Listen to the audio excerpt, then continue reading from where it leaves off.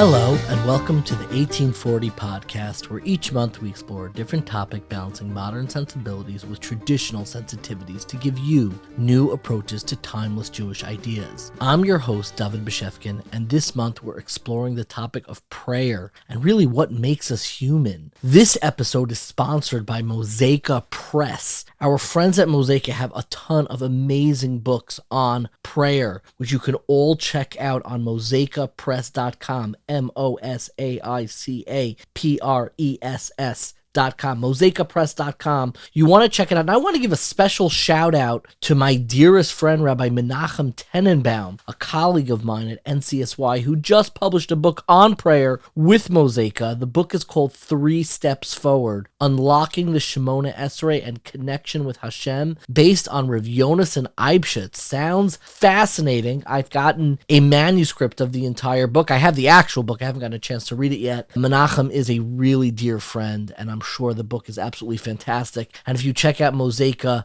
they have so many other books on prayer that are worth checking out. The Musaf Prayer by Rabbi Yochanan Adler, Rashiv at YU. DMC, Deep Meaningful Conversation by Rabbi Ira Kosowski, who I actually know as well. They have the Feigenbaum Siddur. They have the Song of Shabbos, The Art of Tefillah by Rabbi Shlomo David. A ton of great stuff that you want to check out. Thank you to our friends at Mosaica Press for their incredible work, mosaicapress.com. This podcast is part of a larger exploration of those big, juicy Jewish ideas. So be sure to check out 1840.org. That's 18forty.org, where you can also find videos, articles, recommended readings, and weekly emails. I think a question that every parent and educator asks regarding young kids, and there are always these sessions and parent workshops about it that I've seen at least, which is about helping kids learn how to daven. Can tefillah, can prayer be taught? And it's almost always a question that we ask of younger children, as if adults have already figured this out. I actually think the more that I think about it, and especially through this series, I think it really depends on what aspect of prayer we are talking about. If it is in fact true that there are 2 problems that we have with prayer, there is the easy problem and there is the hard problem. Of course, neither of them are actually easy, but the easy problem is learning the basic words, the flow, how to pronounce, how to say everything, maybe even a little bit of the nusach, the tune with which you daven. And I think the easy problem of prayer can very much be taught. I was taught it in 4th grade. We would get tickets. We would go through meticulously every word of the Halalukas. We would know them. I can pronounce them really well to this very day. Sometimes you hear people, they're not really saying the words properly. I learned how to do that, and I think that is, so to speak, the easy problem of prayer, that if you get to it at a sufficiently young age in schools, showing up to shul at a young age and sitting through the parts that you're able to sit through, that was always a challenge for me. But learning how to do that, I think, is the easy problem of prayer, can very much be taught. I think it is the hard problem of prayer, which is figuring out how the words of prayer can address our most basic, most essential parts of what makes us human, how to access our vulnerabilities when we come before HaKadosh Baruch Hu, when we come before God, Shachris, Mincha, Ma'ariv, and be able to access that. That, in fact, I believe is really, really challenging to be taught. What I have found where most people pick that up is either through really great, experiential camp programming. I think to this day, camp is where people learn how to mourn. It's where people learn how to have Tisha B'Av, and then they grow up and they spend the rest of their lives trying to access that realness, that solemnness, that sadness that they were able to feel on that one day. They can spend their whole rest of their life learning to access that. And unfortunately, I think when it comes to prayer, it's almost impossible to teach somebody how to look at themselves with that sort of vulnerability. If you haven't experienced it yourself, if you haven't been through something or haven't had the eyes to realize that you have been through something that really highlights your own humanity, then prayer can feel very, I hate to use this word, very ritualistic, which isn't necessarily a bad thing. I think that there is a dignity and there can be a holiness, and part of the very structure of prayer is built on the premise that we're not going to have all out wow intention, kavana every single time that we daven. We daven so regularly that we create create these moments so when that vulnerability, when that realness, when that authenticity of conversation actually rises to the surface, we have the muscle memory to actually allow it to enter. But I do find that some people, their struggle, their sense of distance with prayer is actually part of a larger issue, which is really the hard problem of prayer, which is a distance from their very sense of self, their very humanity, and all of the vulnerability and what wholeness and brokenness and all of that feels. Some people that comes very naturally to, and they embody that ani tefillah, that I am prayer itself, where their entire life and everything that they've been through and struggle with is always kind of bubbling right beneath the surface. There's this beautiful analogy that Reb Simcha Bunim talks about. Reb Simcha Bunim of Peshischa, who was Reb Tzadok's Rebbe's Rebbe. He was the Rebbe of the Ishbitzer before he went to learn in Kutsk. And Reb Simcha Bunim of Peshischa, and this always very much moved me, discusses this notion of ani tefillah, of I am the prayer. I am embodying prayer itself. That sometimes you have fundraisers who maybe they come to your door, maybe they send you an email, and they give you this beautiful laminated brochure. What are we collecting for? It's a building. I'm running a marathon. It's to raise money. They need to explain it to you, and thank God they look like they're doing great, and they're telling you, this is what we are raising money for. This is what we need. And then there are other times in a person's life where you get a knock at the door, and you open up the door, and you see somebody who's totally tzibrochen, and their clothes might be tattered. They look like they just finished crying. Their eyes are red. They don't have such a fancy brochure. They're not looking to build a building. When you see a person like that come at your door, you don't ask them, what are you collecting for? What are you raising money for? You know instinctively that they are raising money for themselves. And I think ultimately what Reb Simcha Bunim is saying is in that latter category, that is the ani tefillah, that sometimes we approach prayer and we've got like our little brochure of what we're raising money for. I started raising a little bit of money for 1840. I'm terrible at it, legitimately one of the worst, even though I believe in it very deeply. But the moment that I have to take out the brochure, so to speak, and say, hey, these are the projects we're looking to build around, this is what we're looking to enhance, I know I've already lost. The real prayer, the real coming before somebody, and they see instinctively from the way the person looks, from what, maybe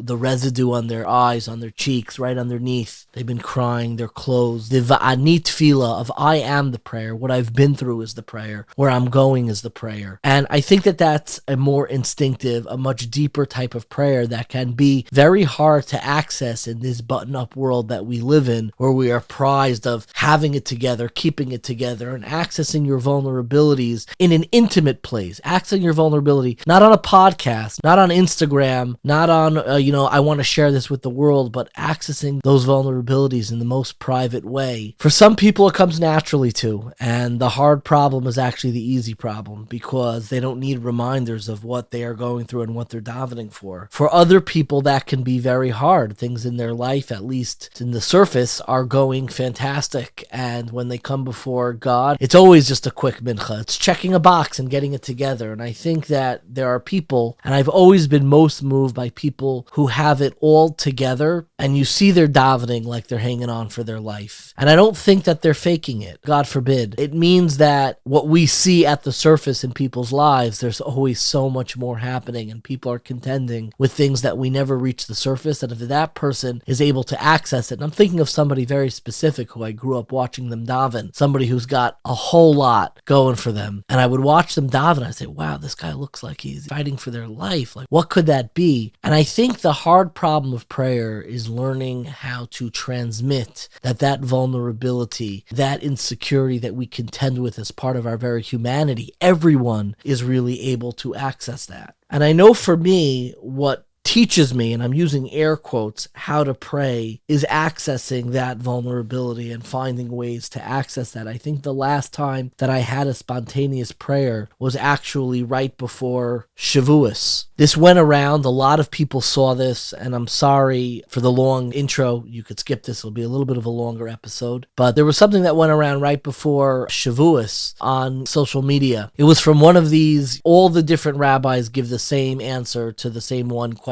And I think the question right before Shavuos, appropriately enough, was, who would you most like to have a chavrusa with? And I read the question and thought to myself, I would love to learn with Reb Tzadok of Lublin, who I always mention. Maybe I would be, a little bit fancier, go back, learn with my mother. She should live and be well. I always appreciate her thoughts. And, you always want the fancy answer. And I saw one answer that it went around, and I hope everybody is hearing this for the second time, stopped me in my tracks. It was an answer from Rav Eitan Feiner, who I know well, who grew up a few blocks away from me, very close with his younger brother, Reb Yoni. And he responded, "To tell you the truth," is a direct quote, "anytime someone's asked me this question, people know that I'm a true Gra fan," meaning the Vilna Gaon. "I love the works of the Gra. What I would first say is that I would love to learn with the Vilna Gaon. But when I think about it, that is not my final answer. My answer is, as people know, I've been married for 27 years. My wife and I have one child, a special son who is currently 15 years old and was born after 12 and a half years of infertility.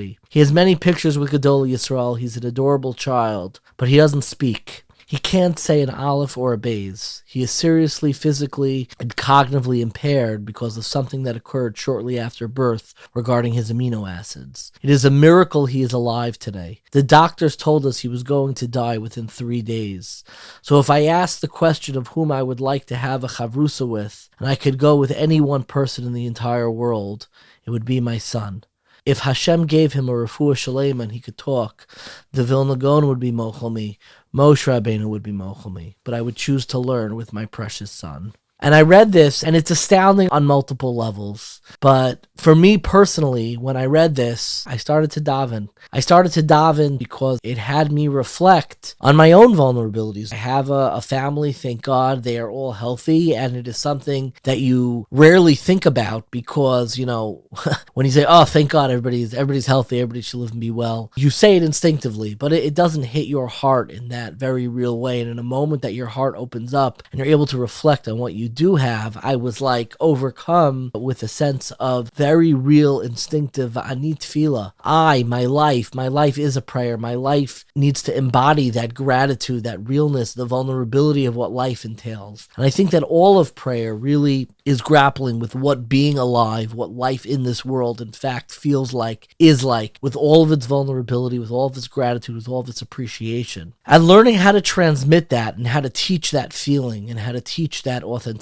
can be very, very challenging. For me, I'll be honest, it was less challenging. I was initiated into it. I wasn't taught it, but I knew about the vulnerabilities. I knew about difficulties with mental health, difficulties with what life presents at a fairly young age, that the instinctiveness of prayer, maybe the routine of prayer, was more difficult for me. The everyday Zman Tefillah, showing up on time, that always came more difficult to me. But the more instinctive prayer of what really underlies our lives was always extraordinarily instinctive. And I try to cherish those moments and store them up. When I have a moment of instinctive emotional prayer on what my life is, I really try to store them so I can access them, so I can remember them through the more ritualistic routines of prayer itself. And that's why before we get into our primary conversation, I want to stop a little bit. I have a friend in our community who actually listens to 1840. He reached out to me, one of the kindest people in the world. His name is Brad Greenbaum. I asked him permission to use his name. And Brad reached out to me. My favorite reason why anybody would reach out to me. He said, "I love your Torah ideas and I love your love of comedy." And we bonded over the very idiosyncratic comedy that I love. We spoke a little bit about I Think You Should Leave, one of my favorite sketch comedy shows that season 3 has just dropped. I am not recommending it because it is not all that appropriate, but it is quite hilarious and kind of deals with some of the absurdities of life. But the reason why, specifically in this series, I'm mentioning Brad is because Brad has a very serious brain tumor and is somebody that I'm connected with, and he's connected with 1840.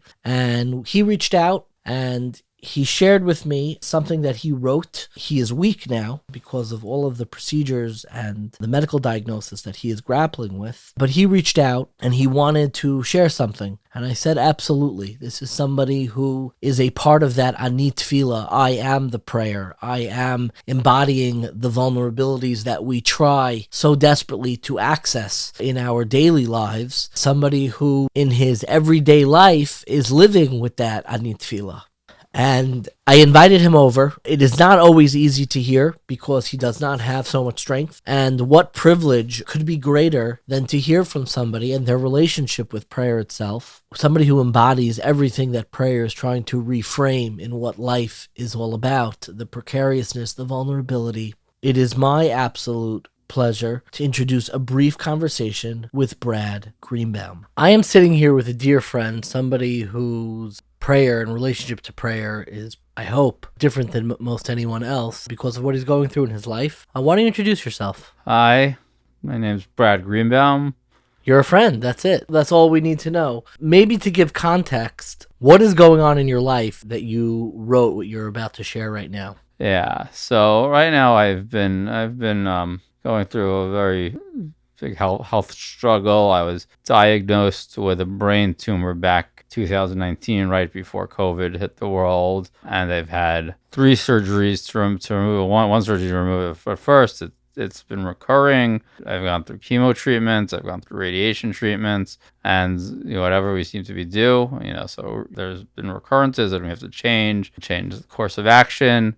Recently, the last scan has shown a little more progression of the tumor, and I've definitely had symptoms. Wasn't sure if it was the treatment or the tumor itself that have kind of definitely have kind of made me feel a little less safe and a little less, a lot of weakness in my limbs and extremities. So it's been kind of a big struggle, and kind of regaining strength and feeling safe and being able to kind of do daily functions. And speaking, just so it's clear to our listeners, has also become significantly more difficult. Speaking has been a little bit rougher. Just as my left side has gotten weak, it made its way up my face as well to my mouth and speech. I think what you shared with me, and you were so gracious to even want to share it with our audience, you wrote an essay that I found incredibly moving about prayer itself. Yeah. So I wrote this as a personal prayer, given everything I've been going through the last few weeks, month. So I wrote, I struggle with so many heavy thoughts that weigh me down, as my body is trying to heal and regain some of the feeling it's lost. These thoughts and feelings are getting a little too heavy to hold. Of course, I feel fear for my life, but I fear for the lives of those around me. I pray to be better, and I know so many people, better people than me, who are praying on my behalf.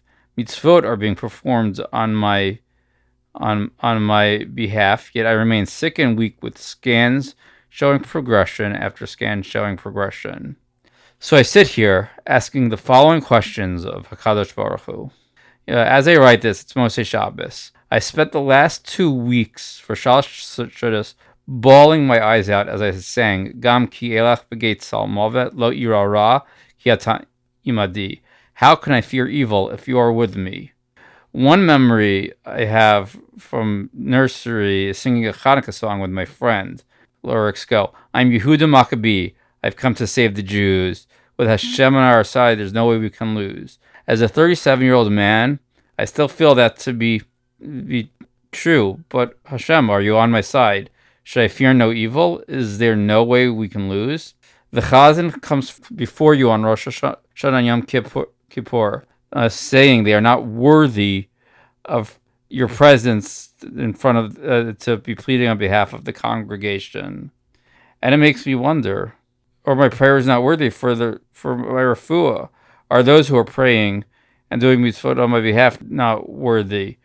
The Chazan begs for your 13 attributes of mercy to view us as worthy. Can I be worthy? My 8-year-old son prays for me. He asks where to insert my name in the tefillot. Is he not worthy of his tefillot for a healthy dad to be answered?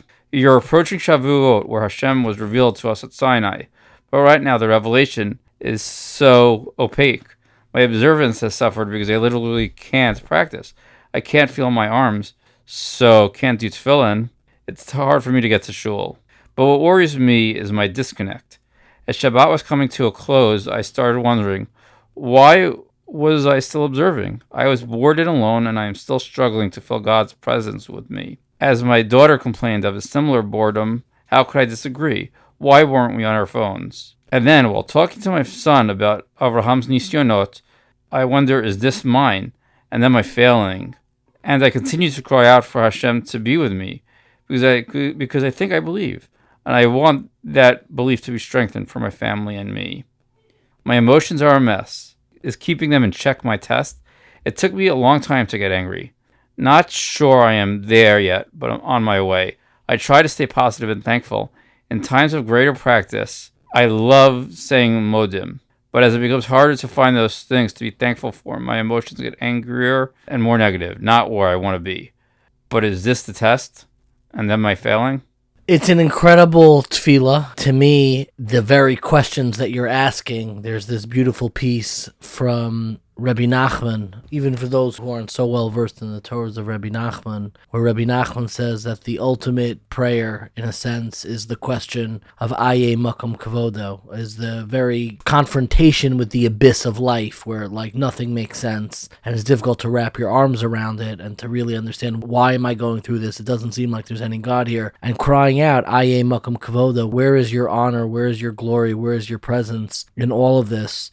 I'm curious, for you, reflecting on what you went through and what you're still going through very much now with the family, with children, has prayer become, and when I say prayer, I don't mean showing up to shul for shacharis. I mean having a conversation that there is something outside of my life beyond myself that I can be in dialogue with. Has prayer become easier or harder? Has it changed? I would definitely say it's changed. I think in a way it's become easier because in a way when I am able to like say the words and reflect on the words, like there's meaning there. Like, I mean, I remember a long time ago, like learning about like to shift away a little bit from prayer, but like that, you should cry on Tisha B'Av. And if you can't muster up tears for the destruction of the temple, you should muster up the tears that you're not connected enough to muster up the tears about this. Sure. And what's kind of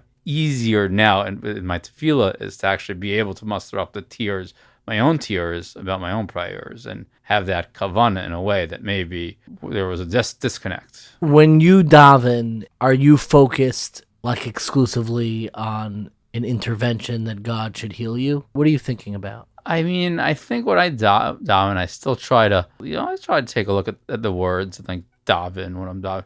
I think I see, unfortunately, it's not just me that is going through health issues, and there's so many others, So when I talk about, when I pray about refuah, I do pray about everyone who's in need of refuah. And also, all like I talk about, always loved saying modim and always have been taught the importance. Let me interrupt you. I'm so sorry. It's so moving. You would think that somebody in your situation, you've been living with a brain tumor for multiple years. You would think the hardest prayer for you to say is modim. Why do you like saying modim? I really have felt that through all of this, it's so important to see the positive. And when you see the positive and you know it's coming from Hashem. And, I think I was talking to a friend also about modim. Modim it's just an admission of the higher power. And that's kind of where it resonates because, in the end, like right now it's, I've had 3 successful surgeries. There are things to be thankful for, even though it's not all clear and it's going to be a battle forever and hopefully for a very long time. But still, there's always things to be thankful for, but what's worrying me is how the stretch I need to get there. Whereas, like after my first surgery, I remember waking up from my first surgery feeling like this incredible sense of gratitude and like rebirth, new life, and it was like incredible. And now those kind of bits of like kind of glory has been a little more fleeting, and that becomes a little more challenging to find those morsels of Hadah. I'm curious, like, I want to speak delicately. You're very aware of what the stakes of this illness is. I'm curious if there's a fear, if there's like, I'm afraid. What is the inner experience like in the way that you reflect on your life and what you have? I'm curious if there is a sense of like trepidation and afraidness. Yes, there There definitely is, because also as just so much unknown right now. And I think one of the other things that like I remember about confronting my first surgery was I was very scared. What was I scared about? Not of the actual surgery, of the anesthesiologist. It is Yeah, scary. and I think like as it was explained to me, and I have friends that are doctors, I have friends that are anesthesiologists, that they kind of like put you under, and then they're kind of basically controlling you. They're like breathing for you. They're doing everything for you so you could kind of be in this state where they can operate on you. And, it's kind of a real life example of how we have to give away, or, we're not in control. And, you don't really can't always really feel that, Hashem's in control. And there's no real kind of like, I guess, real life analog where you're like, but here it was. And it was kind of a very powerful emotion going in to it, being like, okay, I have to just cede control to a higher power. This time it was an anesthesiologist, but in the real world, it's Hashem. And and there's fear, because again, like the fear is still there, because, I'm still ceding the control of my life to Hashem. Do you think you've become more religiously sensitive through this, or less? I think most people, when they go through something like this, I guess in your own head, and God forbid, no one should have to go through what you're going through, and the strength that you have is frankly deeply inspiring, even though we initially connected over our mutual love for comedy and not anything so theologically profound. But I'm curious if this experience, did you always speak so religiously? When we first met, I was actually taken aback. You wanted to learn together and study, and like, were you always like that? Or is the confrontation with vulnerability, does that change the way you look at life? I mean, I think I've always been religious, spiritual. I mean, it's hard. I think in my prayer, I kind of mentioned that it's what was making me nervous is leads some disconnect or some. I like that. I don't want that. I want this again when I think of maybe some of that modim that I'm thankful for is maybe that recontextualization of where religion is important to me. And, I just don't want to be sitting there like kind of towards the end of Shabbos, wondering why I'm still doing this. Back in the day, like end of Shabbos to me is like one of the most the holiest time. That's why I sing, Zmiros for Rosh Hashanah. It's, It's fascinating because you kind of went to pretty centrist, standard, modern Orthodox schools. I don't have to go through your background, but you do have a deeply ingrained, instinctive spirituality that I find really uplifting. You mentioned the appreciation you have for other people davening on your behalf. And I've done this before. I've submitted my name for other people to daven for me, not during a physical illness. And it's always strange to see like your own name on the cholim list. And I'm curious for you, because I've struggled with this on like davening on behalf of other people, especially people I don't know. I have a hard time davening for just a name, and I don't know the person. My understanding of davening does not, I wouldn't say it doesn't allow, but it doesn't give enough context for me to really daven b'kavana and with intentionality for just a name. But I'm curious for you, as a chola speaking, what does it mean for you to know that other people are davening on your behalf? For a while, it meant a lot, because, I mean, again, I think that like some of my struggles with not religion per se is practice, is like kind of like it's hard. Like we alluded to these centrist institutions that I kind of grew up going to, but I probably should put quotes on going to. I didn't go to Minyan all that often in school. A lot of detention, a lot of missing class, a lot of I was just like that kind of like, because it was hard. It's hard for me to get up and do everything, learn, do what you're supposed to do. But I was always in awe and very impressed of my friends, and I have a lot of friends who kind of went that route and are rabbis and teachers and everything, and I'm amazed and at what they do and how important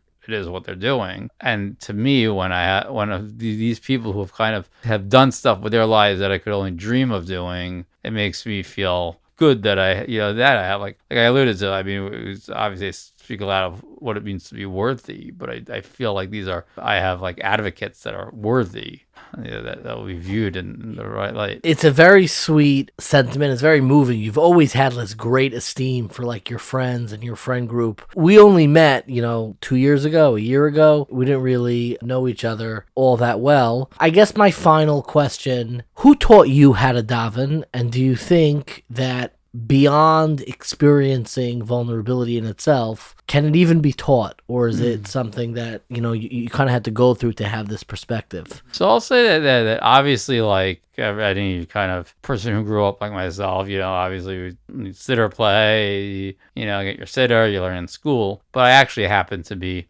the son of a chazan. So my father would, at his parents' shul, would daven Rosh Hashanah Yom Kippur, and that was always very inspiring to me. And then my mother grew up kind of learning, like she went to public school, but learned through her like local, Talmud Torah, or yeah. I know. Interestingly enough, some of the rabbis and her mentors became prominent rabbis in the institutions that I eventually went to, and she would always talk about how she learned to pray through these, and how like even just like benching out loud was so meaningful to her, because it's not something that she grew up with in the house or in school, but had these outside opportunities. And my parents always showed me how important tefillah and practice was to them. And then even as like I said, I was a very, very lazy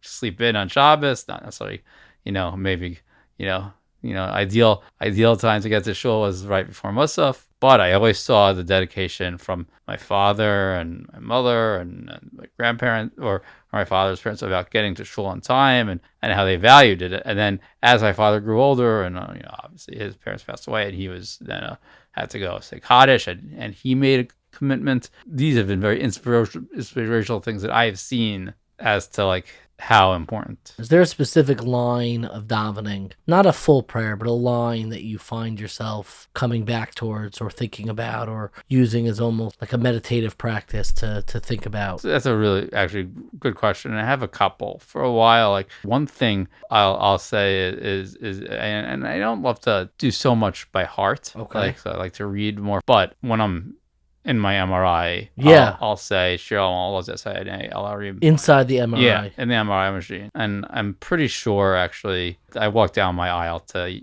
Yosef Karduner's version of Shalom Alot. It's a beautiful way. And continue looking upwards. We're looking up with you. We're davening with you. And I cannot thank you enough for speaking with me today. The essay that he sent me was so beautiful. It's entitled A Personal Prayer. More than anything else, that he couched this as a personal prayer, to me, is everything that the hard problem of prayer is trying to cultivate within us, which is very conversational, contending with those emotions and feelings of being alive, that we're not, inanimate matter just sitting listlessly. We're different than a chair and a table and a book, but we have an interiority that gives life all of its richness, but all of its scariness and anxiety, and learning how to contend with our interiority, which is the hard problem of consciousness.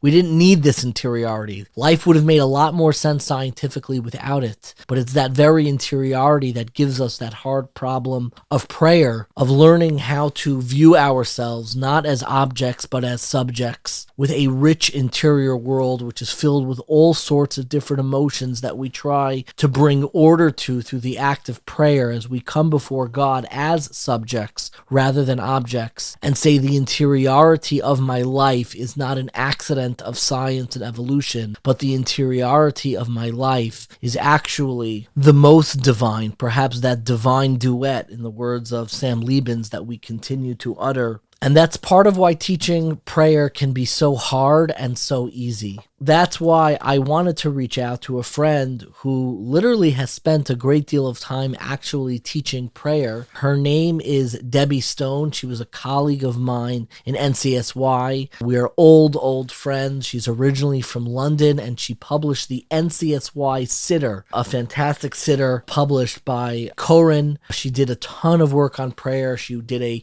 entire prayer cohort with other educators. It is my absolute pleasure to introduce our conversation with Debbie Stone. Really a pleasure to be speaking with my friend Debbie Stone. Hi, David. It's great to talk again. It's far and few between when we get to chat, so I'm excited about this. It is far and few between, unfortunately. And I wanted to begin. You are the author, you maybe co-edited a teen siddur. There are two editions. There's an NCSY edition, and there's like an edition that is used in camps and in shuls. What's the name of the siddur? Remind me. Went through 6 so many iterations of what we're calling it, but there's actually 3 versions. It started with the Aviv Siddur, which is part of a series of the Magaman series of developmentally appropriate siddurim that children graduate from as they work their way through tefillah and maturity. We worked in partnership with Koren and Dr. Daniel Rose, who was the author on the side of Koren. But what became very clear was that NCSY's partnership was only as useful to us as it was to have Shabbos involved, and originally it was a weekday siddur. So the NCSY version became the Shabbos inclusive package, the whole siddur, which includes Shabbos and other tefillahs that you need for Shabbos and Yom Tov. Because most of NCSY education, just to make it clear, is taking place on like these weekend Shabbaton retreats. Exactly. We're not running that many events on like a Tuesday morning. That's not the sweet spot for NCSY. It's not the sweet spot. No, so clearly Shabbos and Yom Tov was a priority to make sure that that was in. And then in the UK, they have their own slightly varied approach. The nusach is slightly different. Obviously, the pictures and the spelling and the references, I can speak to that perfectly from being a cousin from another country and suffering from a language difference. So there are 3 versions of it, but all in all, the bulk of it is the same. And it's become known as the NCSY Siddur, generously sponsored by the Rothner family from Chicago. And it's really incredible. I'm wondering, we were working together when you first began working on the siddur. And I remember initially when you first started, I had this haunting quote that a teacher in yeshiva when I was in had told me. I know a very notable person who wrote a book on prayer, and he said that ever since I wrote a book on prayer, I have struggled to daven myself, which I always took to mean that like there's a deep sense of imposter syndrome to cart yourself out forward and be like, let me teach you how to daven. So what is unique about the approach to teaching specifically teenagers how to daven? What did you emphasize in that siddur? And what did it teach you really about like teen approach to tefillah? The unique approach of the siddur is to try and speak to the person who's reading the siddur and invite them to personalize and invite them to ask themselves the questions. It's not to tell them what to think, it's to ask them to think about how they want to think about things. So for example, in the siddur, there are reflective questions, and it asks the person who's davening to think about what they would feel or how they would see something. There's almost nothing in the siddur that's directive. It's all about being introspective and thinking around an issue, and that's really all that teenagers are really doing. They're self-individuating. They're trying to find their own space in the world. They're trying to look around and see what's out there and see what's genuine and see what's real. And they're also trying to find themselves. And so the siddur had to find that sweet spot where you can show them things out there, but not tell them, not force anything, but really try and give opportunities for connection, for reflection, for inspiration. But it wasn't so much about direction. It was much more about trying to give them spaces to look. You wrote the siddur. You were not a teenager at the time. I'm curious if there are any reflections that have crept into your own davening. You know, we always, around like Pesach time, when people are getting ready for Passover, there are always these classes like how to make the Seder come alive for teenagers, as if like the adults have it figured out, which we very much do not. And I think a lot of times when we direct things towards teens education, it almost gives like an adult an excuse to like reimagine and like build anew their own relationship with prayer. I'm curious if there were any reflections or even methodologies in the siddur that you wrote that ended up creeping into your approach to prayer. You know, it's funny thinking back on it with a couple of years distance. I think there was a strong sense of distance from myself and what I was working on. Because of that imposter syndrome that you mentioned before, there were times where I was like, this can't be about me. This can't be what I'm telling people because I can't tell people this. I don't do this well enough to tell anyone about this. I was hopeful that some of the things that were inspirational to me would be inspirational to others. Being someone that also struggles with davening, with no secret about it. Like, it's not a shameful thing to say, I struggle with davening. My name is Debbie Stone and I struggle with davening, you know? And things that crept in, I think, were really having to find those connections. There were some tefillos that I left out and came back to later because I didn't have anything for that one, or I had to find someone who had something meaningful. I remember I showed it to one of the kind people who went through page by page one of our content editors, and I showed him my page or my ideas for Mizmor Shir Chanukah Sabayis LeDavid. That's one of the prayers, just to translate. It's one of the opening prayers in the morning service where we kind of introduce it. It's a prayer of newness and renewal in a way. Yeah. When they first built the temple. And that's kind of where I was going. You know, I was going with looking at the Chanukah Sabayis and looking at the dedication of the temple. And he said to me, really, this is where you went? I didn't think of that at all. He said this was a tefillah that took me through some very difficult times, and the words that he focused on was coming out through the depths of a hole. And it gave me a different perspective. And I think that's where I had to go with it. I mean, we went in different directions, but talking to people, struggling through, trying to connect a certain tefillah and not being able to, and actually having to have the humility and the ability to go to different people and say, what do you see in this one? Because I'm coming out with nothing today or this week. It really helped me, and it helped the siddur because it became richer from having so many different voices and approaches. One thing that you did almost concurrent with your work on the teen NCSY siddur was you had like these cohorts that you would organize together. I think they were mostly via Zoom, though I think there may have been one or two in-person conferences where you would bring together educators who are involved in either prayer services or actual classes on prayer in their school. And I'm curious just generally, before we dive into specifics about, you know, some of the exercises that you did, are you a fan of having a class on prayer in Jewish schools? Is that a class that we should be having more of? Yes. One of the things I learned with these cohorts, which was bringing together in a way that I don't think Jewish schools are able to come together in such a vulnerable way and say, this is hard, I'm not doing well. You know, we had rooms of people where they were all very vulnerable and open and saying, we're struggling, let's talk about this. Whereas many times day schools are really happy to jump in and say what they're doing fantastically. So this was a real space of vulnerability. But in answer to your question, a lot of times people said, there's no place in the curriculum to do that. We don't have time to dedicate a class to tefillah, be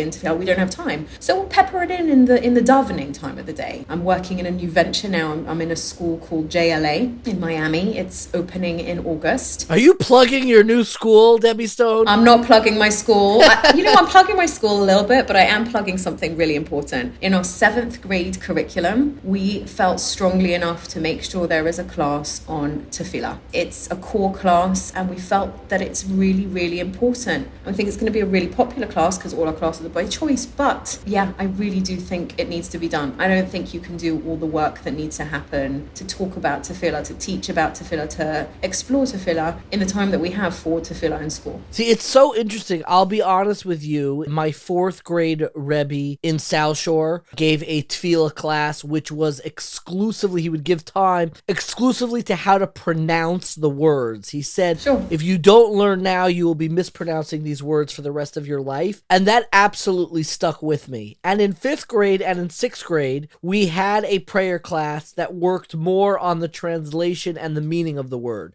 And I'm going to be honest, I thought those classes were a waste of time. And I think a lot of the work that you've done on prayer actually comes as a corrective to this. Is I think if you're going to teach prayer, it's not a text like in the same way a text of like a Mishnah or the Chumash or any other text of rabbinics is, because really the ultimate text of prayer is the self, is the way you examine yourself. And especially when you're in 7th grade, I feel like that could be a very young time to really delve into self-exploration. For the average kid, you could get stuck in like a very childish mindset for prayer, and what prayer really needs to be is deeply experiential. That's I found in my own life, where you get in touch with that instinctive prayer, the sense of your own vulnerability and inadequacy. I'm curious for your 7th grade, and I know you were a master and are a master experiential educator, and I want to talk about some of the programs that you've ran that helped me look at prayer in a new light. But I'm just curious for a moment, push back a little bit. What can you teach a 7th grader about prayer? Are you going through word by word and explaining what the words mean? No, it's not word by word. We're doing things much more thematically, and we want to give context to particular tefillos in general. So the curriculum is built in a way that kind of gives context and gives space for understanding why certain things are in the siddur in the first place. What are they trying to achieve? The different aspects of prayer. You know, you're right. 7th grade is straddling a place where you go from the elementary education, which is you kind of have to indoctrinate.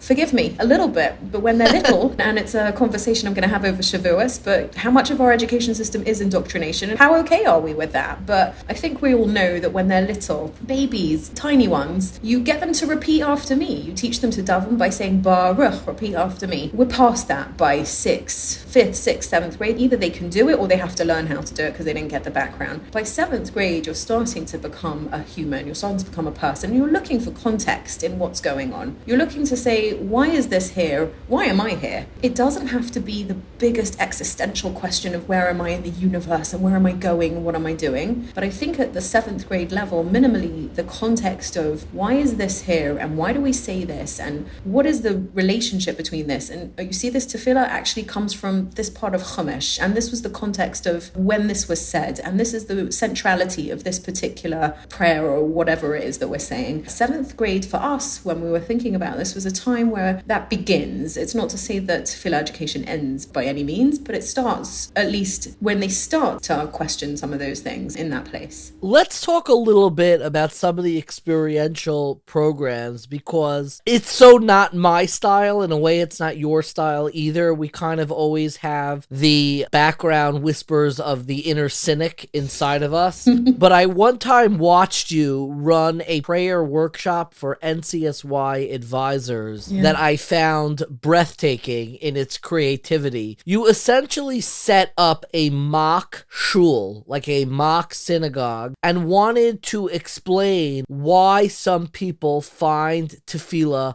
so grating and difficult. You're basically talking to an audience of people who are going out there, about to become teen educators. They themselves are in college. They're all fired up. They just came back from their year in seminary or yeshiva. And you try to recreate, like, reminding them why the struggle is so real. And some of the exercises you did, I thought were brilliant. Take me through. I remember sitting on the outside. I was probably looking in jealously of all the attention that you were getting.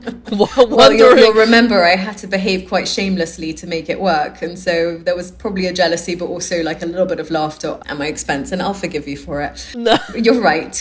What I did was I set up the room to reflect all the bad things that can happen in a shul. So, for example, the women's section was like 1/8 of the size of the space, with a mechitza that was built out of like bulletproof tables and chairs piled on top of each other that made no sense at all. Like wobbling back and forth. Wobbling like precariously. Yeah. You never know.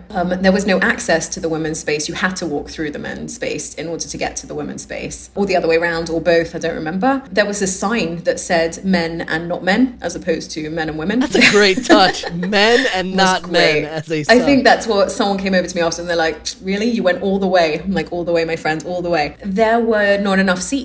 On purpose, there were not enough seats. I just want to pause right there because it's a sensitivity I never appreciated. There was actually a somewhat controversial article by Sruli Besser in Mishpacha magazine many, many years ago, where he said he appreciated some of the difficulty of mechitza as a practice the first time that he went to his daughter's Beis Yaakov, like, Chumash party, which was mostly mothers, and the men were kind of like hurtled in behind the mechitza. There was not enough space for them, and he's like, oh, like, this can be difficult, this can be very real. Yeah. When people are complaining about this, it's not necessarily because they hate their halachic practice or their halachic tradition. It's genuinely uncomfortable. And I remember growing up in the shul that I grew up in, there was a practice on Friday nights for the men to daven in the women's section. And I just remember to this day the look that guys would give when a woman would actually show up to shul to her own section. She's only got And there would just be like, you again? Like, really? Like, we gotta move now? Nobody ever said anything, but it was so disgruntled. And there was actually an incident that I remember once. I'm afraid to bring it up because I suspect she or her husband may listen to this, but somebody one time showed up for a shacharis davening. A woman showed up for shacharis davening in our shul. I come from a little bit more of a yeshiva community. During the week, I assume you mean. Yeah, during the week where women do not usually show up to shul. And there was a little bit of an uproar that people had to move out of the women's section. It was a very painful Chil Hashem to watch. I genuinely don't want to relive it, but you kind of showed them that sensitivity of what that looks like. What Moshe Bain has said to me before, that in corporate offices, when you finish a meeting and then it's time to daven mincha, like, give it a beat, give it a moment before you just bang on the table and say Ashrei. Look around. Maybe there are women in the room who either need to daven and would like to be with a mechitza or want to leave the room. But like this sense of, okay, get out now, grab your sushi, get out. It can lead to a very grating experience. What else did you do? Because you had like an improv component. Yeah, we did. We had these little booklets which were to represent siddurim. They looked more like hymn books, to be honest. And in them were Shakespearean sonnets, a selection of Shakespearean sonnets, which I am absolutely no expert in. But I just found a bunch. And in nice italics, tiny little italics over various different words in the sonnet were instructions for the reader. Stand up, sit down, twirl around 6 times, put your hand on your head, stick your tongue out, walk to the back of the room, chant something loudly, say whatever's in your head, all over the sonnet, and multiples of them. And what we did was gathered everyone into the room. I was the leader, and this is the shameless part. I stood at the front, which is also awkward because we don't typically have female leaders in our tradition of davening. And I said, right, everyone, and I shepherded everyone in, and I made a point of being extra mean to anyone who came in late. I'm like, you're late, come on in, hurry up. And I said, I'm the leader, I will follow the leader parts of the sonnet. You are the crowd, you will do the crowd part, let's go. And credit to them, because NCSY advisors are just the best. They went with it. They could have left me hanging at the front there looking like a complete idiot, but they didn't. They look like idiots with you. They look like idiots with me, and that left you at the back laughing. So there you go. And I read, as the leader did, reading Shakespeare in my British accent, but poorly, I will say. And they got involved, and 1 or 2 took the plunge, but they got involved, and they were jumping around the room and following what. There were some who got involved and understood what we were doing and went with the improv. There were a few of them who were looking around going, what the heck is going on here? I don't know where I am, and I don't know what planet I'm on. But that's kind of what you were trying to do. That was the just goal, to jump in. for sure. You're trying to recreate the foreignness that prayer can sometimes evoke in you. Yeah. And there were the ones who came in late and were not treated well, and then were also looking around with no introduction because we were in the middle. We weren't stopping to give the instructions again, and either got involved or didn't, and some left. I remember one person who didn't quite get where I was going with this. They didn't get the mashal of the methodology, the style. She was very offended by something I said or did or the signage, and she got up and walked out. And I was like, great. Exactly. But what we did at the end was the most important, because the most important part wasn't just the experience, it was the debrief. And what I asked everyone to do once we finished was walk around to 4 corners of the room where there were different prompts to ask about people's feelings, to debrief how they felt, mostly negatively, obviously. But the design was to get people to really articulate, not just feel it, but really articulate what went wrong or what was happening for them. And they themselves then made the connections. They themselves then said the uncomfortability, the foreignness, the lack of feeling like I knew what I was doing, the fact that it's in a language that I actually speak, but I don't understand. This is English, and I don't understand this English. We've got sometimes native Hebrew speakers who speak Ivrit, and they look at a siddur and they're like, this is not Hebrew. This is something else. I don't know what this is.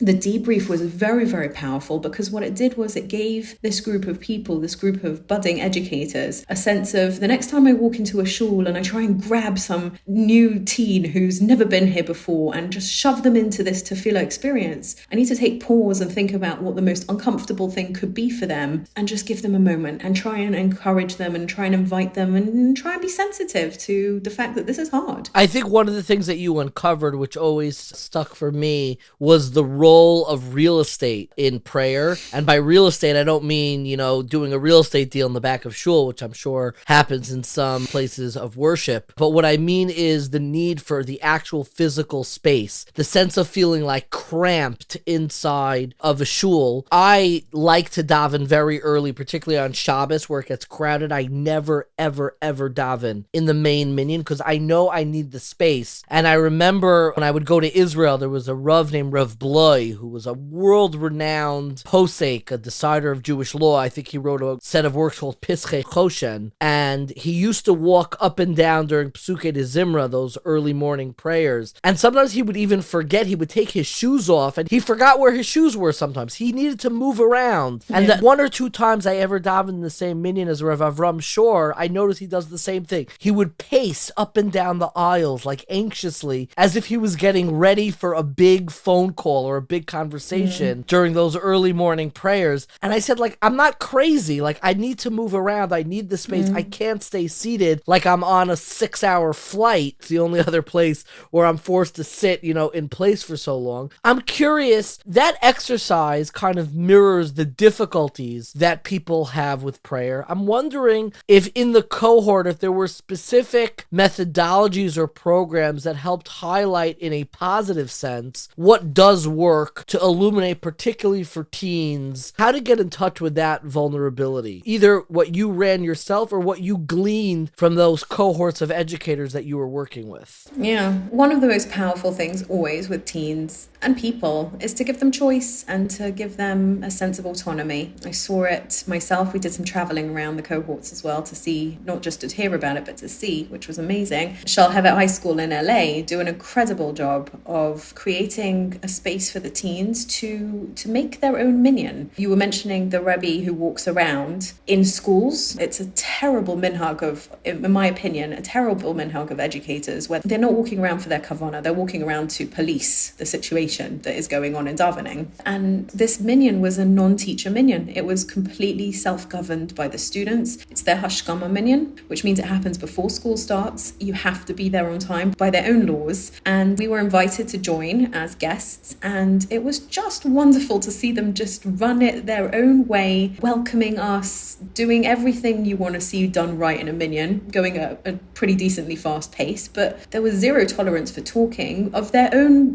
decision. They ran it well, they managed davening. I think sometimes though the question also has to be, what are the goals? We're talking about davening in a very introspective, a way that you have to become in touch with yourself and become someone who understands the role of tefillah. I think that is one of the goals of tefillah in schools. I also think sometimes you need to separate out what the goals are, and it might be different for different kids, but for some kids or for some schools, having a community where people feel part of a community, that they can be in that space and feel part of it and feel connected and feel close, and then they don't necessarily fully understand the words, and there isn't necessarily this big spiritual, interpersonal, inter-God connection. It's not that. That's not what it is. But they feel part of a kahila. They go there when there's something happens in the community and they're together. They know how to participate. In other schools, the goals might be that the kids know how. They know how to respond. They know how to lead. They know how to do davening. That they can show up in a Chabad in Bangkok and participate. That they can show up in Eretz Yisrael and know any place that they're singing the same tunes and they're singing the same songs and that they can do the same bowing motions because they're part of something and they learned how to do it. And in other schools and in other places, and sometimes you have to balance those goals, the goals are to make someone an introspective, prayerful, soulful person. And sometimes, and I say this gently, I don't know that all those goals can come together in the same moments. Sometimes you have to choose when you want those goals to happen, and sometimes it has to be in different communities at different times, at different grades, at different levels. But this very soulful, spiritual thing is a beautiful thing. Very often schools were finding themselves having to move away from traditional davening in order to achieve it. So there were schools that were doing amazing things, like having a completely silent minyan. So there was no talking and there was no noise. That was so intentional that a child who left the room lifted themselves off their chair so carefully and so quietly so they wouldn't disturb the zen and the room. It was beautiful and there was concentration and introspection, but it couldn't happen in a traditional davening. They were only able to daven traditionally from, I think it was from Yishtabach. They couldn't do the regular Pesach de Zimra. And so very often the goal goals of trying to do some of the most introspective spiritual things comes into conflict with having a traditional minyan and a halachic minyan, and those things can be very, very complicated. And a lot of the times, those were the things that we were asking ourselves in the school. If you want to spend 10 minutes talking about the avoda of tefillah, you're going to lose something because of the finite time of a school day. So we're doing Heichi Kedusha. Can we skip half of... There's a whole bunch of questions there, and every school asks their own posek, every school has their own mahalach, every minyan does a different thing, but those are the questions that these school people are thinking about. What has to give? Because you cannot do everything. You cannot have the perfect halachic minyan going at the right pace, at the right time, with the right amount of discipline, with the right amount of kids being able to follow and participate, and also finding soul and spirituality. The glass is overflowing. I personally, and I don't know if you agree with me on this, I always veer towards the traditional to the routinized. I think when people talk about spacing out during davening, I actually think there is a value to learning how to space out and then return back to the moment. And I find it very hard to orchestrate daily spiritual moments, and instead to teach teens how to space out productively, or at least to space out without disturbing others. Like give them, I don't know, it's like a kiddie toy to play with, whatever it is. Read a book, do something rather than pray, which I know a lot of people in the cohort did. I'm a huge fan of offering books for kids who say, I can't pray right now, or I don't want to pray right now. You know, that's a big struggle that we have in schools, where kids will say to you, you can't make me talk to God. You can't make me have a genuine conversation with God. That's ridiculous. I've had kids who say to me, you can't make me put on tefillin.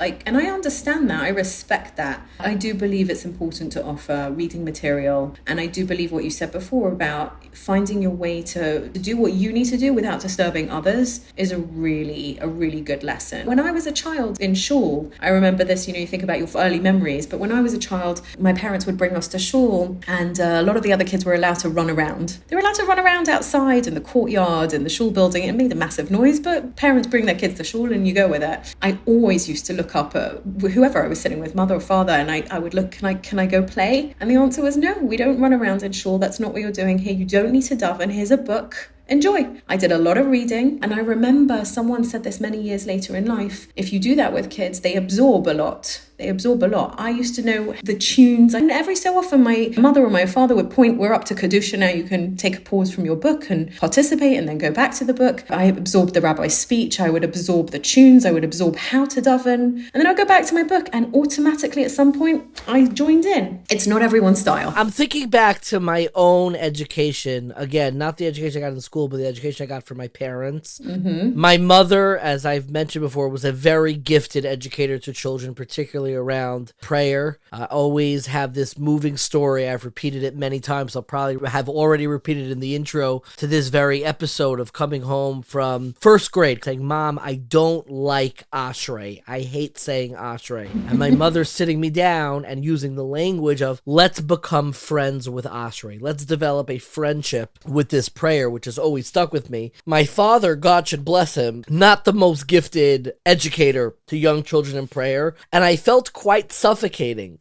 to stay in shul. I wasn't yet of the age where even reading a book would have occupied me. What I used to do on Yom Noraim is I would actually take apart my watch and put it back together, which may have been technically prohibited, but I remember spending an entire day doing that. But, I just want to push back gently, and I know you weren't saying it as like a hard and fast rule. I think I gained a lot from running around with my friends in shul during times of davening. I think I gained a lot from taking walks in shul, even into high school, way into high school, straight through high school, instead of davening, where it kind of built a home-like relationship and built my muscles for showing up. Sure. That notion that you said, that even if a conversation with God at points in your life feels out of reach, to feel tethered to Kehillah, that notion of community. I mean, the walks that I used to go on with my friend Yoni and Akiva, I think I gained something from them. And maybe educators would say, no, I was a terrible davener. I think that's perfect. I think that different kids need different things. Yeah.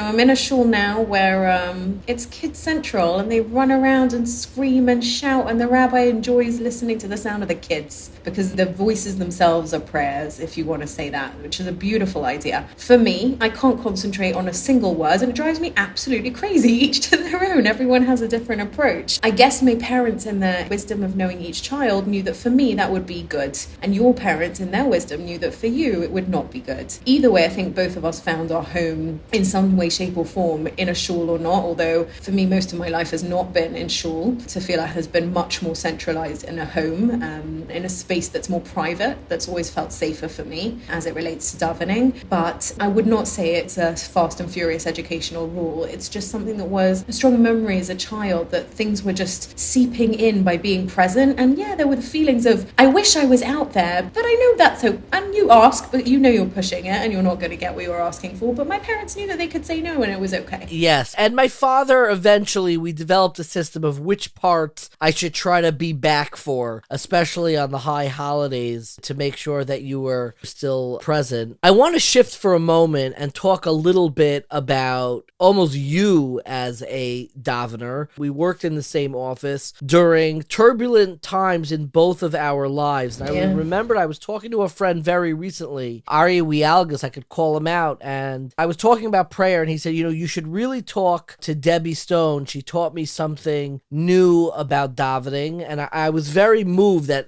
again, Ari Wialgas is a wonderful individual, and it didn't shock. It did shock me a little bit that he pointed in your direction, somebody who's many years and all these fancy yeshivas and learning, and again, we all learned so much from Debbie Stone. But I was impressed by what he told me and why, and it's something that I learned a great deal from you as well, which is, we were both in the office and working together, and in our own individual lives, which we would sometimes talk about it, things were not moving along all that well in our own individual religious lives. We were both individual religious educators, and our religious lives were pieced together with Band-Aids. You had broken engagements. Your dating life had moved from London back to America, was not moving quite as sequentially. You had these beautiful nostalgic memories of this rich world of Yiddishkeit that you came from in London. I would always hear stories in the name of Diane Ehrentreu, who passed away this year. Zecher Tzadik Livracha, his memory should be a blessing for all of us. And now you were in exile in America, didn't have family around you, yet somehow you still showed up. I don't know if you continued davening throughout, but I'm curious, what gave you the capacity to continue davening through a period where nothing seemed to be going right year after year? I had years where I stopped showing up. You never, at least it seemed to me, stopped showing up. Can you just tell me a little bit of where you developed that capacity? Wow, it's a special question. It's a question. I think in the totality of those years, which were turbulent and difficult, and I had a lot of questions. In the totality of those years, yes, I was davening. I was davening pretty much daily, and sometimes with a mincha, without, but shacharis daily, I would say, for the most part. There were 2 or 3 times, actually before the US, there were 2 or 3 times where I could not. There were 2 very painful times where I just couldn't. And I remember even speaking to one of my mentors, one of my rabbeim, and I said to him, this is too painful. I can't do this right now. And the most loving and giving thing he said to me was, so come back when you're ready. Come back when you're ready. And that felt like such an invitation that I was almost rushing to get back when I felt capable. That was one emotional time. Another time, actually, was when I physically wasn't able. I was actually quite sick at one point in my life in England, and I physically wasn't able to open a siddur and read. I couldn't see the words properly. And there were moments where I wished I could. I couldn't do it. I wanted to, and I couldn't physically, which was a very powerful thing. And I think that gave me so much strength that over the years, if I could physically say it, I would. Even if emotionally I was very, very angry and very, very mad. And there were some days where I would say, I'm doing it short today because I'm cross, I'm upset, as if I was punishing God, like it was my little game. You'll have something, but not very much for me because I'm quite cross with you. And I would say the words like that out loud. And I remember it took me a long time to realize that was a tefillah. That being able to say, Hashem, I'm upset right now, and I can't talk to you in the way that I normally do, but I'm still here. I believe that we still have a relationship, but I'm mad, and I'm telling you I'm mad about it. Was a very real and perhaps non-English, bizarre approach to my relationship with God. And I don't know where you saw that I showed up, because most of my showing up happened privately at home. I really wasn't a shul goer. I would see you tucked away in offices. I did see Tucked away sometimes. Yeah, I did do that sometimes. Tucked away like in an office, and I'd see the doors locked. Hidden away with a hood on. And yeah, nobody would be there, and then you'd see you standing on the corner on the side. Yeah. The truth is, shul was always a big issue for me, but I grew up with an understanding of women are more than able and willing to daven at home. That's fantastic. But I used to get these panic moments pretty much from Tisha B'Av, that the Yom Noraim were coming, that the Rosh Hashanah Yom Kippur days were coming, and that I would be at shul. What was making you nervous? Shul. I always went to shul for Rosh Hashanah Yom Kippur. It was something that if I didn't go to shul the entire year, because I can daven at home, and I do daven at home, Rosh Hashanah Yom Kippur is in shul for me, not for everyone, but for me. I went one year, was particularly difficult. I felt so incredibly lonely, and I had felt forgotten, and I felt like everyone had moved on with their lives and I was just left behind and stuck. And I didn't feel that I could do anything more to help myself. I was trying everything. You have all these very kind-hearted people who give you all this unsolicited advice about how to find a husband. I felt I had done everything, including pouring out my heart and davening, which was going nowhere. And just to understand, at this point, you're in your 30s. Is that fair to say? You're in your early 30s? Yeah, that was definitely in the early 30s. Yeah, probably. And Rosh Hashanah was coming up, and I was panicking. I was really panicking because I couldn't fathom what I was going to do on Rosh Hashanah. Certainly not Yom Kippur. And I went to see Rabbi Yaakov Glasser, who was a mentor of ours in NCSY. And Still is. He certainly is. And I sat down with him and I said to him, I got a real problem here because I'm going to be in shul this year on Rosh Hashanah and Yom Kippur. And suffice to say, Rosh Hashanah is difficult because I find the tefillah sometimes difficult. You're praising and you're all this stuff. I'm like, you can't give me just one little thing. I've been here year in, year out. I think Rosh Hashanah and Yom Kippur also marks a place of when you are in the same place and you go to the same place and you see this one's another year in and now she's got married and now she's pregnant and now life you can see year on year. It moves for each person and you're still there without your hair covered and wearing the same dress or feeling the same way, and you're walking around and everyone's aging and everyone's moving and you're still stuck. I think that was also very, very hard for me, particularly because I found a shul I liked. I wasn't going shul to shul. You mentioned my connection to London. What was so important for me for Rosh Hashanah Yom Kippur was finding a shul that I felt that connection to the yeshiva world and the world of the yeshiva davening, and I davened in Eish Kodesh. But I think it was maybe the 5th or 6th year I was going back. I was sitting in the same seat and this girl got married and this girl got married, and I felt like I was the only single person in the entire shul and that everybody was looking at me, which they were not. And I sat down with Rabbi Glass and I said, I don't know what to say when I get there, because quite frankly, I'm not sorry because I'm so angry and I don't want to apologize for anything because I think it's hypocritical. And what do I say when I get to this al-Chet and I'm just not sorry about it? And what do I say when we get to this praise and this beautiful tefillah that I'm not really feeling very grateful or thankful. I just can't do it. And he said two things which helped tremendously.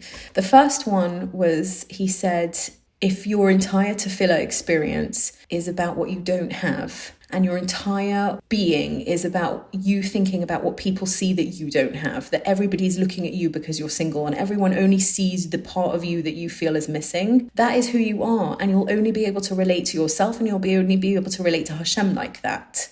If you don't want people to look at you like that and you don't want to see yourself like that, stop looking at yourself like that. And look at the different parts of tefillah where you can focus and recognize the other areas of your life, because there's so much there. If you don't want to be the single person, and that's the totality of how everyone sees you, then don't be that person. Be more. Do more. And then your tefillah has more room to grow and to speak in other areas. Don't talk about that. You can talk about it a bit, but if the entire tefillah experience is about this piece, then yeah, it's going to be very, very difficult. That was one thing that he said. And the other thing he said is, wait, you're going? So I said, yeah. I'll be there at 7:30 like everybody else. I'll be that annoying woman at the back who's in the women's section where the men are trying to come in and grab their sefer and she's here on time again. How annoying is she? Because that's what I do. Rosh Hashanah Yom Kippur is the day that I get up for shul on time. So he goes, you're showing up. That's the tefillah. You're there. Say whatever you want to Hashem. You're there. Say whatever you want. You showed up.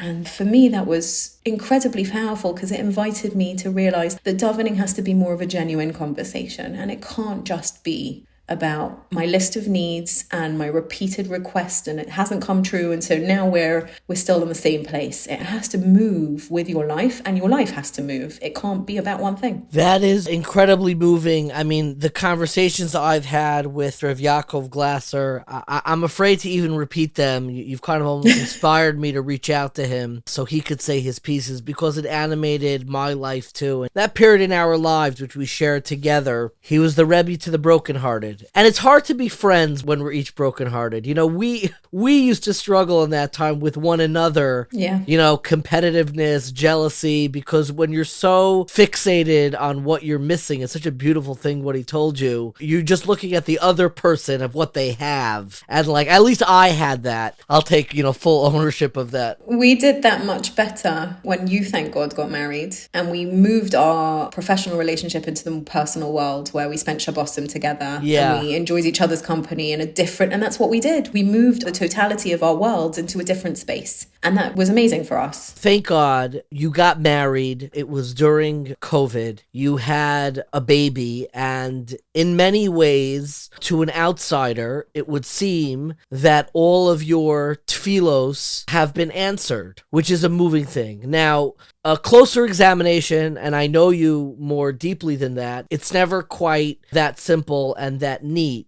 Do you reflect on your life as, thank you, Hashem, for answering all of my tefillos, and has this next stage in your life affected the way that you relate to davening itself? Yes. I think that culminated in a moment, although I think when I'm more reflective of it in a bigger picture, sometimes I say to myself that I had to wait for so long for the things that I was given so that I would find a way to pour every single tefillah into it to get what I was eventually able to receive. It changed things in a different way, in two ways. One was, you're right, you don't say everything's now done. Life is not like that. Hashem will always find you places that you need to ask for. But there was much more space for gratitude and much more space for recognizing goodness and for being appreciative for something that you waited for so desperately for so long that you don't lose that gratitude anytime soon just because it was granted. That's one piece. The second piece was finding someone who davens in a way that I can't touch. I can't reach. My husband is a davener in a very pure fashion. To watch him daven is like to be in an audience with God. It's just, there's nothing else there. That's all that's happening. I had no idea about that with many. Many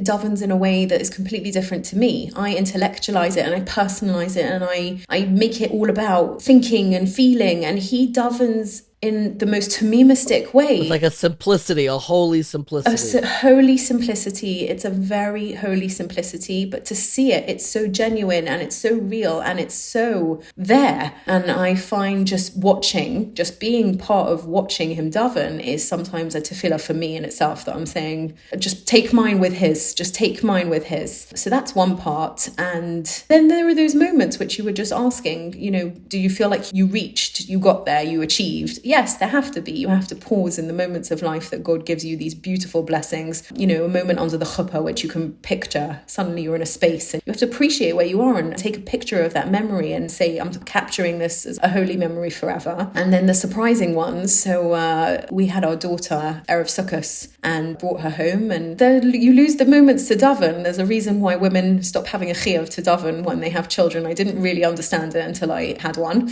and realized that the moments to breathe are far and few between, and definitely davening. But when those newborns have a bit more time to sleep and they just are more peaceful for a few weeks before then they become crying babies. It was first day of Sukkot and I was alone because my husband went to shul to name the baby, and I wanted to daven. I was just sitting watching her and I couldn't do the whole of davening, but I wanted to say Hallel. And I said Hallel, and I remember singing Hallel by myself in this house with this perfect little child sitting there next to me. And it was a moment of the most incredible tefillah, a joy to sing praise and feel it so perfectly that something really happened here. And you know that's not going to last forever. You know that that's not going to be your feelings forever, because by nature, life brings you more things. You need to ask for more. You have more needs, you have more fears, you have more worries. But I don't think anything can be quite as significant as the periods of time that you mentioned when we were really alone and we were really searching and we felt really left behind. And indeed, parts of time when, thank God, we didn't wait for too long, but there were moments when we were waiting for Lily to come along, and those feelings of really needing to push in the davening arena and go back to those places where you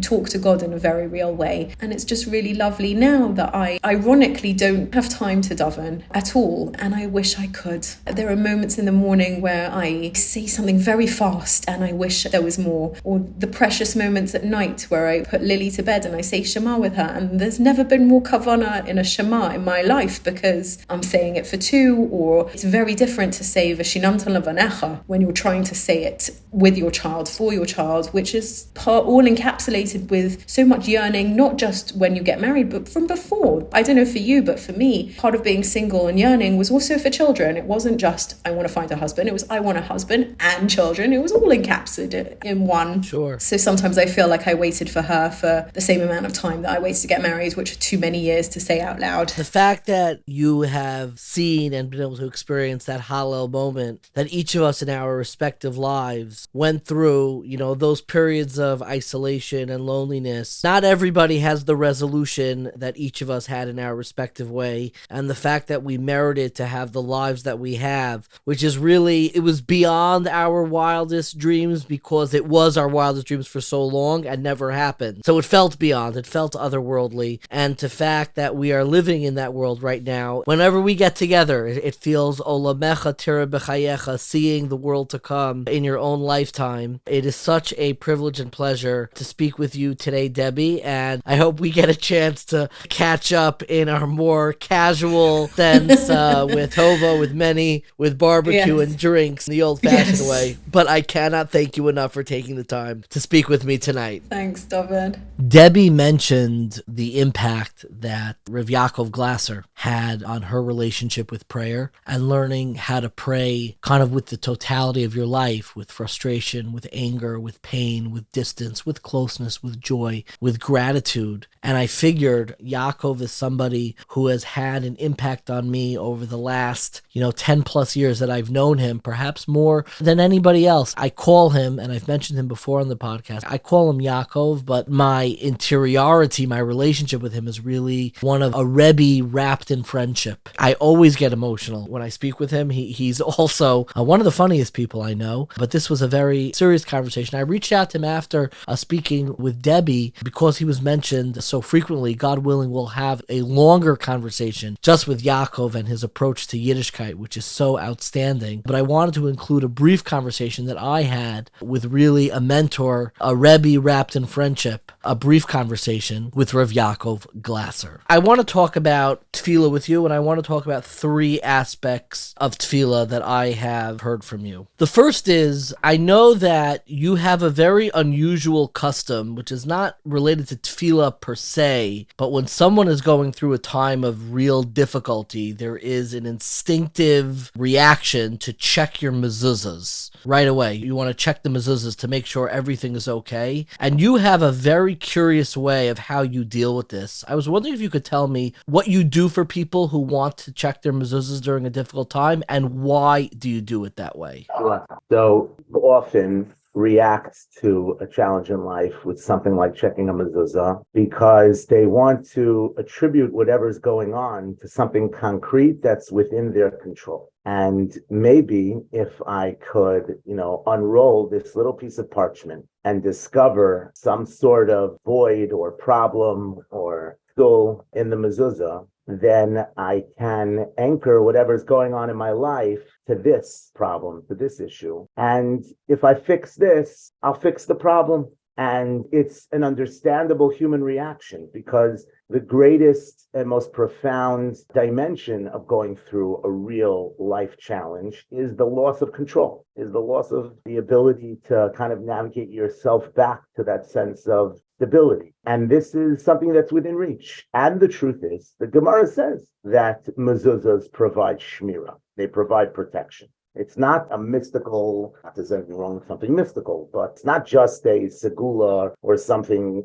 cultural or whatever. There is a bona fide notion that these things are on our homes and they provide a level of protection. And the way it's introduced in the Torah for the very first time, when the blood of the sacrifice of Pesach placed on the doorway, that was for a form of protection. So it's an understandable approach, but I find that there's also a danger in this approach and in validating it too much, which is that number one, often people will discover there is no problem with their mezuzah. Now we're back to square one, except with an additional layer of sort of disappointment and frustration. Or they do discover a problem with the mezuzah, and now there is a new issue, which is the guilt that they feel that, here, if they would have checked sooner, if they would have checked more, then somehow this would have prevented this thing from happening. So my approach to this with people is always to tell them, look, at the end of the day, we don't really know why these things happen to us.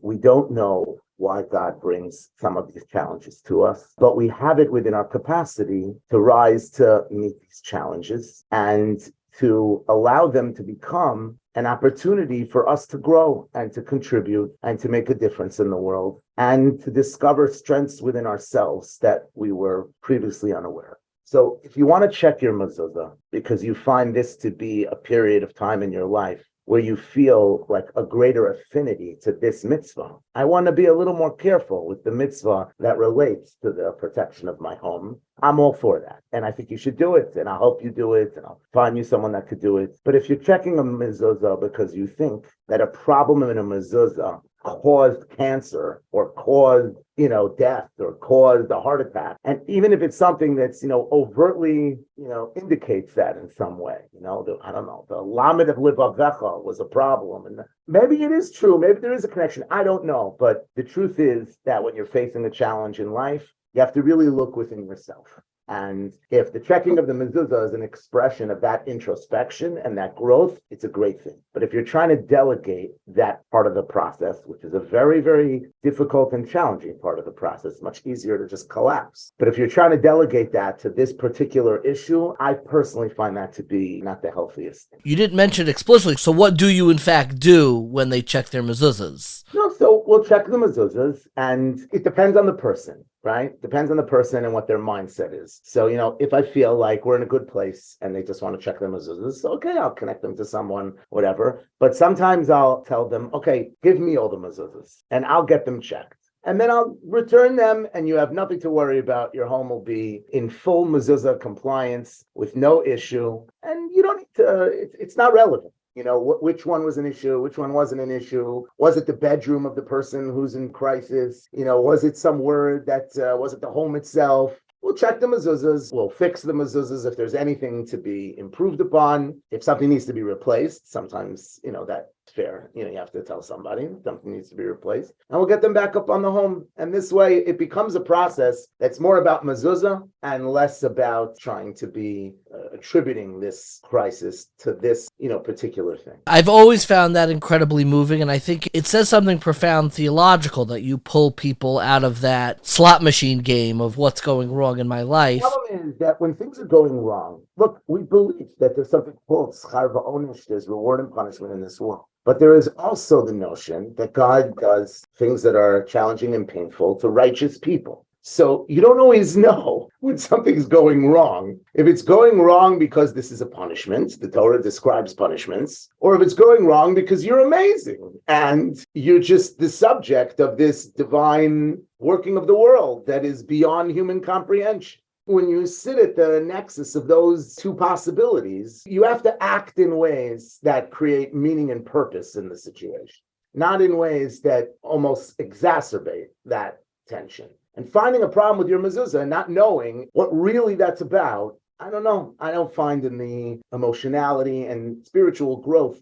of the situation for that to be helpful. You've worked in many different spaces, both as a congregational rabbi, you've worked in NCSY. I'm curious, when somebody approaches you, they know how to read Hebrew, they have a siddur, they're familiar with prayer, but they are struggling with davening. It is either meaningless to them, they feel a sense of distance, they don't feel a sense of connection. I'm curious, what advice do you usually begin with when you are trying to anchor someone's relationship with prayer itself? I think the first thing that I try to help people see is that prayer is not a ritual, it's a conversation. And it's a conversation that's taking place in the context of a relationship. And if you want to understand how to relate to prayer and relate to your prayer, then the first thing you have to look at is the context of your relationship and your relationship with God. You could look at a child who says something to their parents, the expression could be interpreted as tremendously, offensive, chutzpahdik, or it could be actually very loving and kind of, just like joking around. And how do you know? It could be the exact same words, the exact same expression. You don't know. They know. The person watching doesn't know, but they know. And the reason they know is because they know what the context of this conversation is. And they know what the relationship really is. And if the relationship is one of hostility and tension, then something like this is aggressive and hurtful. If the relationship is very, very close, then it could be more lighthearted and, that kind of thing. So I really believe that the first thing to look towards in tefillah, in prayer, is what is the nature of your relationship with God. And I think that has many components to it. But two of the most important components is sort of the foundational connection that sort of kind of underlies your life journey in terms of your faith and your sense of reality that God is there and he's present in this world. So the being that I am coming to pray to is one that I relate to as in existence and real. And then we have to recognize that different points in our life, our relationship with God is different, even though the siddur text stays the same. And that's true in our mashal about the family also. We could have moments where God's presence in our life is very overt and very felt, and prayer means one thing. We could have other moments where God in our life is very concealed, and we're in a lot of pain, and there's tremendous amount of struggle. And so then that very same conversation means something else. And I think that if you want your prayer to be authentic, and you want it to be sincere, and you want it to be an experience that's real, then you need to relate to where you stand in terms of your broader faith context. I think it's a mistake that people sometimes, the continuum that they use is how strong is your faith? How weak. You could have someone with very strong faith in a very weak moment, and prayer could actually be very helpful. Could have someone with very strong faith in a very strong moment, and prayer could be very uninspired and seem almost superfluous and just has to be ritualized to check the box. I think, a person has to be very personal and very real and very authentic of where they are. And I think if you do that, then you could find that prayer has the capacity to serve as this medium of dialogue in very different spots and in very different periods of your life. This is totally irrelevant, but I was in Rochester for Shabbos and I had to get home on Sunday because my daughter was graduating college. Everyone in the family was very nervous that I had taken this trip because, Rabbi Shefkin, you travel a lot, so you know that planes are unpredictable and flights are unpredictable and they get delayed all the time. So I took a 6 a.m. flight, so it'll be the first flight out of the day. And so Saturday night, I stood up to daven, Shemona Esrei, stood up to daven to pray on Saturday night. And usually, each of the blessings have their own little thing that you pray for, and you've got your wisdom going in your wisdom and your repentance going in your repentance. And I want my job to go better and my relationships, and then that piece going better, and that's in that spot, and health is in this spot. And no matter what I tried to focus on, all I kept coming back to was, please let this plane take off on time. Please let this plane take off on time. And it was like, please give me the wisdom that I could teach the Jewish people Torah, but please make this plane take off on time. That wisdom won't matter if my wife is so upset. So eventually I stopped resisting and I just sort of leaned into it. And I looked at God and I said, I'm going to say these words because part of our relationship is there are certain things I pray for every day and they're important to me and they're important to me. But if this is going to be an authentic conversation right now, I really only care about one thing. And that is, I need to get home to my family. Please let this flight take off on time.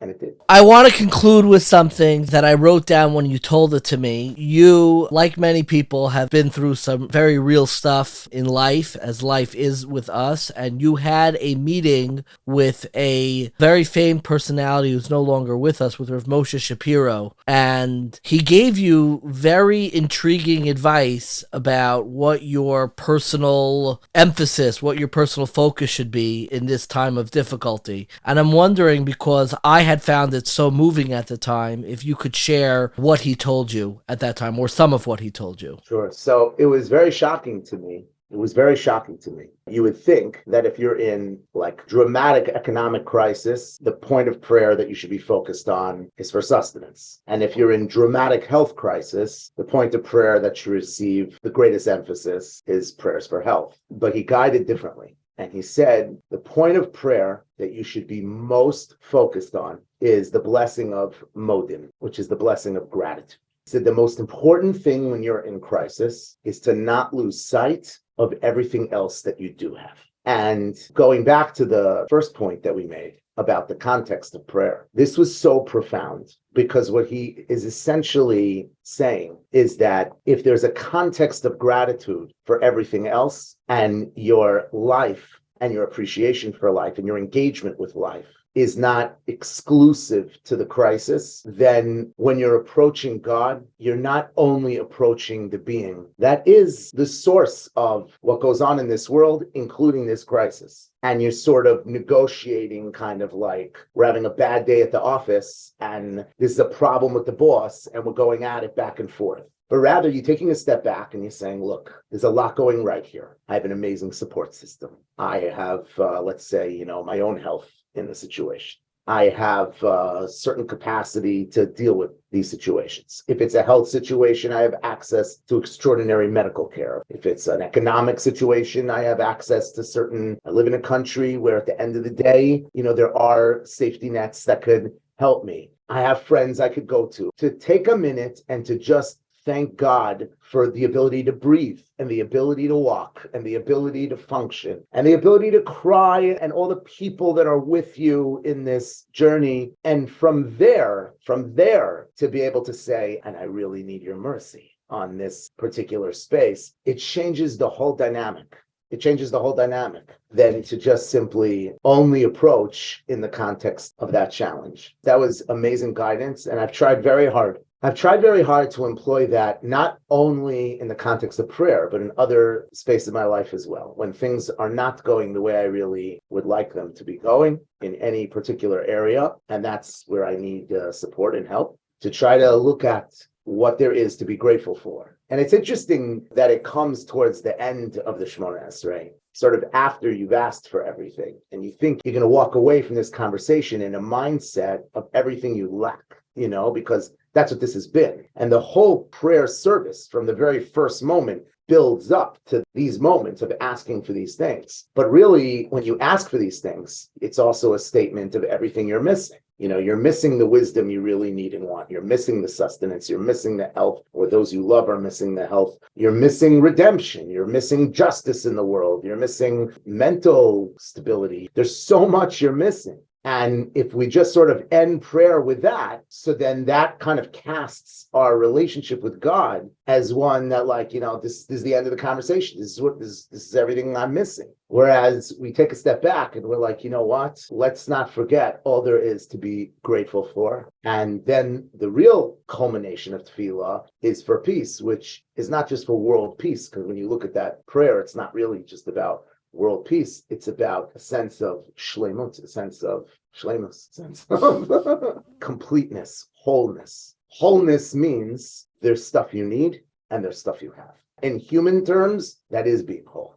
There's no such thing in human terms as having everything you need. That is wholeness. And if you can experience the gratitude and experience the wholeness, then your prayer kind of lands in a space that we can talk again in a few hours and see, maybe we could get a little further. Rabbi Yaakov, I cannot thank you enough, obviously, for your words today, and even more so for all of the personal words that you've shared with me over the years, the personal prayers. I cannot thank you enough for joining and sharing us today. It's a pleasure, and it's an honor, and continued incredible success with this amazing medium of impact that has inspired and educated and lifted up thousands and thousands of people. You know, a theme throughout, and they didn't really coordinate this, is the importance of modim. You know, modim, the prayer that we say for gratitude, when we bow for modim, the Talmud in Brachos says you're supposed to bow very quickly and get up very slowly. And the Maharal in the Tiv Avoda, I think in the 10th parak, has a beautiful explanation for why. And it has to do with how we build ourselves in the context of prayer. When life sends you a crisis, you fall apart in an instant. You fall apart in a moment. And when we bow and we have that deference and subservience to the precariousness, to the vulnerability of life, it happens in an instant. When we get up, and we get up specifically with the name of God, it takes place very slowly, because our very sense of self really unfolds through time itself. It's the medium through which we build a sense of self. And very often what we think should happen is, we fall apart and then we want to get ourselves back together in one quick instant and kind of go back to where we once were before everything felt so vulnerable and so out of control and out of our control. And what I believe the Maharal is telling us of why we get up so slowly is the vehicle for constructing yourself is not to turn backwards and try to reclaim that self that you had before life got difficult, before life felt that it was out of your control, but it was actually slowly through time itself to heal and build a new sense of self, to use time, and specifically through the name of God, where we get up slowly, to use that as a vehicle to reconstruct a new self, to reconstruct a new way of living and moving forward. And I think that is what prayer ultimately is all about. The Baal Shem Tov famously said, the entire Parsha of Noach, the story of the flood and going into the Teva, the ark, is really a metaphor for prayer. And the metaphor, of course, is from the very clever association that Noah's ark is called a Teva, and Teva is also the Hebrew word for a letter. When Noah goes into the ark and the waters are raging and he brings his family into the Teva, the Baal Shem Tov looks at this as a metaphor for the way that we should approach prayer itself. We should bring our entire selves, all those we love, into the words of prayer to uplift them and protect us from the precariousness, from the vulnerability, from those raging waters that seem to engulf us in our lives, to find some protection in the moments of prayer itself. And I've always been very moved by carrying that analogy through, which the Baal Shem Tov also does explicitly, which is how you bring illumination into the Teva. In Noah's Ark, there are two opinions for how it was illuminated. One approach is that they had this stone that kind of was self-illuminating, that sparkled in a way. And I think there's an approach to prayer like that every teva, every letter, every word of prayer is like a stone and has its own meaning and value and is able to cultivate what our true needs should be and able to kind of cultivate that sense of vulnerability that we should be experiencing in the world, that should be coming naturally to us. Doesn't always, but should be coming naturally to us. And we're through the words themselves of prayer, those fixed words of prayer, we're able to have this self-illumination of all of the priorities, values, and vulnerabilities that we experience in the world. But there is another approach to how illumination came into the Teva, the Ark of Noach, and that is not through a kind of like a light bulb, but actually through a window. And a window is a way to peer out at everything else that is going in the world. It needs kind of its own independent source of light, whether, it's sunny outside and it gets filtered in through a window. You're able to look out at all the other things going on in your life. And in many ways, I look at prayer in the same way, that every word, every letter of prayer is a window for everything else that you are experiencing in your life. To look at your economic life, at your physical life, at your health, at your family, at the satisfaction, at your friends, and to kind of approach all of those existential needs, wants, hopes, aspirations, to contend with your very humanity before the divine. The act of prayer is a window for you to peer out at everything else that you are experiencing, bringing yourself and all those you love into the ark of prayer, into the teva, the letters of prayer itself, serving as a window to peer out and assess on all the things that we try to ignore or hide or turn away from. But the moments of prayer are a moment to look out and really confront everything that we are contending with. And for some people that comes extraordinarily naturally. For some people it is more difficult. Prayer feels like that fundraiser where you're raising funds for different programs, different buildings, different ideas. But I think the ultimate expression of prayer is, of course, the ani tefillah, of finding out how we in our very existence embody the vulnerabilities, the continuous prayer of the neshama, of our souls that are constantly praying throughout our lives and contending with all of the hopes, aspirations, and vulnerabilities of our lives, to peer out through the window of prayer and find a moment alone with our thoughts before God. So thank you so much for listening. Once again, thank you to our sponsors at Mosaica Press. Big shout out to my friend Menachem Tenenbaum. You really want to check out his book. Again, that's 3 Steps Forward, Unlocking the Shemona Esrei and Our Connection with Hashem, based on Rav Yonas and Eibschitz, among so many other books, all of which you can check out at mosaicapress.com. Thank you so much for their incredibly generous sponsorship and their incredibly impressive scholarship and library of books that you want to be sure to check out on prayer and so much more. This episode, like so many of our episodes, was edited by our dearest friend, Dina Emerson. Dina, we thank you, we see you, we appreciate you. I know it is not always easy, but you by our side really helps us do everything that we need to do, and you are, of course, a part of that us. If you enjoyed this episode or any of our episodes, please subscribe, rate, review, tell your friends about it. It wouldn't be a Jewish podcast without a little bit of Jewish guilt. So if you enjoyed this episode or any of our episodes, please subscribe, rate, review, tell your friends about it. You can also donate at 1840.org/donate. It really helps us reach new listeners and continue putting out great content. You can also leave us a voicemail with feedback or questions that we may play on a future episode. That number, of course, is 917-720-5629. Once again, that number is 917-720-5629. If you'd like to learn more about this topic or some of the other great ones we've covered in the past, be sure to check out 1840.org. That's the number 18 followed by the word 40, FORTY.org, where you can also find videos, articles, recommended readings, and weekly emails. Thank you so much for listening, and stay curious, my friends.